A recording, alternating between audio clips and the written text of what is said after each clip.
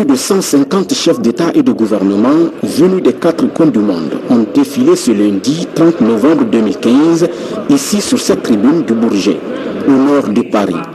Objectif, affirmer leur engagement sur le climat dans le but d'aboutir à un accord universel et contraignant, censé limiter le réchauffement global à 2 degrés Celsius par rapport à l'ère pré-industrielle. Président de la Guinée.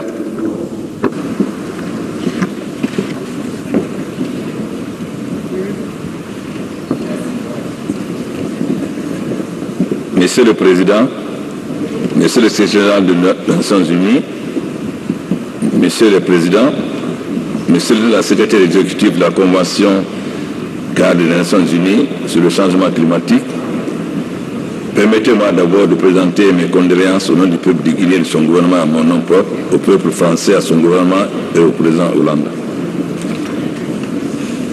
Au nom de la délégation de la République de Guinée et à mon nom personnel, je voudrais remercier très sincèrement le gouvernement français et le secrétaire de la Convention cadre des Nations Unies sur le changement climatique pour la tenue de la 21e session de la conférence des parties.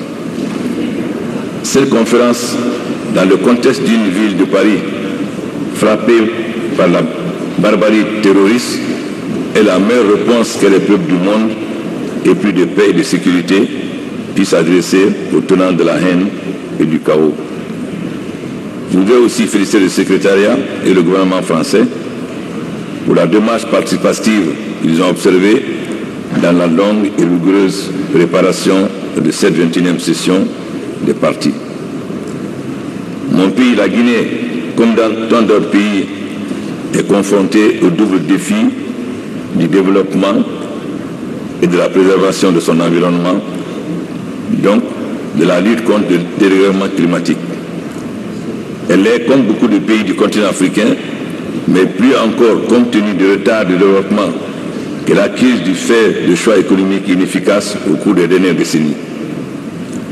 Devant rattraper ce retard, mon pays entend bien considérer la nécessité du développement économique et des impératifs de la lutte contre le dérèglement climatique.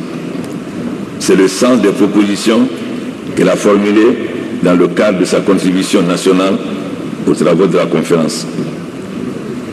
La Guinée a la chance de disposer d'atouts immenses. Un réseau hydrographique unique qui en fait le château d'eau de l'Afrique de l'Ouest et demain le pourvoyeur d'énergie hydraulique de la sous-région. Un régime pluviométrique généreux mais qui tend à se dérégler. Un patrimoine forestier diversifié avec plusieurs massifs de forêts primaires. Malheureusement, ce patrimoine est menacé par le déboisement et le recours abusif au bois de chauffe et au charbonnage. Il nous faut protéger nos forêts par des politiques intelligentes d'exploitation et de reboisement contrôlé par l'État, réduire la consommation de massifs de bois de chauffe et recourir à l'énergie hydraulique et à l'énergie solaire. C'est l'une des ambitions de la politique énergétique de la Guinée. Cette 21e conférence des partis permettra d'établir sans nul doute les bases d'un nouvel accord international dynamique, donc évolutif, applicable à tous les pays. Il engagera l'ensemble des nations dans une réduction globale des émissions de gaz à effet de serre, dans l'objectif de maintenir le réchauffement mondial en deçà de 2 degrés Celsius. La Guinée est prête à évoluer dans ce sens. Une réserve de mangrove sur un littoral qui est un trésor naturel est préservée par une politique rigoureuse de gestion de l'espace public maritime. Là encore, il faut des initiatives fortes menées par l'État pour éviter des dévastations dont nous pourrions payer un prix très cher en cas de montée des eaux océaniques. Or, si l'homme ne protège pas son environnement, il risque d'en être la première victime. À ceux qui pourraient encore penser que les conséquences du dérèglement climatique relèvent de la menace lointaine, la Guinée et ses deux voisins, le Libéria et la Sierra Leone, ont malheureusement apporté la preuve du contraire avec l'épidémie Ebola. Le risque pour la santé humaine s'inscrit en droite ligne des bouleversements de notre environnement. Quand on malmène l'environnement naturel en taillant sans mesure dans l'espace forestier, on porte atteinte à terme à la biodiversité. Dès lors, des accidents naturels peuvent se produire des évolutions peuvent se précipiter, des barrières peuvent tomber. Et c'est ainsi qu'on se retrouve un jour avec le virus Ebola. Aujourd'hui, les effets parfois dramatiques du changement climatique compromettent les efforts de développement de tous les pays, particulièrement les plus pauvres. Faut-il aussi rappeler que les effets du changement climatique aggravent l'insécurité alimentaire, réduisent l'impact du programme de santé et provoquent parfois des déplacements des populations vers des horizons supposés plus cléments. Cette 21e session des partis est l'aboutissement de plusieurs années de négociations. Le temps de conclure est arrivé, tout comme le temps de s'engager pour préserver la planète des effets désastreux du réchauffement climatique.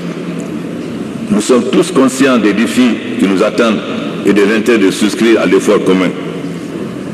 J'appelle les représentants de tous les États ici présents de faire de Paris le lieu de naissance d'un accord qui aidera notre planète à mieux supporter la vie en restant en dessous du seuil critique de croissance de la température moyenne mondiale. Cet objectif que nous appelons de tous nos voeux passera, j'en suis convaincu, par un accord universel et juridiquement contraignant selon une formule à définir sur la base du mandat de la COP de Durban. Cet accord devra porter autant sur l'atténuation que sur l'adaptation, une priorité pour tous les pays qui ressentent déjà parfois fortement les premiers effets du dérèglement climatique. Je vous remercie.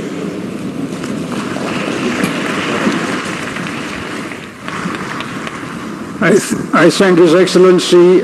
Je remercie Son Excellence le Président de la Guinée. Chaque année, depuis la signature de la Convention cadre des Nations Unies sur les changements climatiques en 1992, les 195 États signataires se réunissent pour définir ensemble des objectifs concrets de lutte contre les dérèglements climatiques.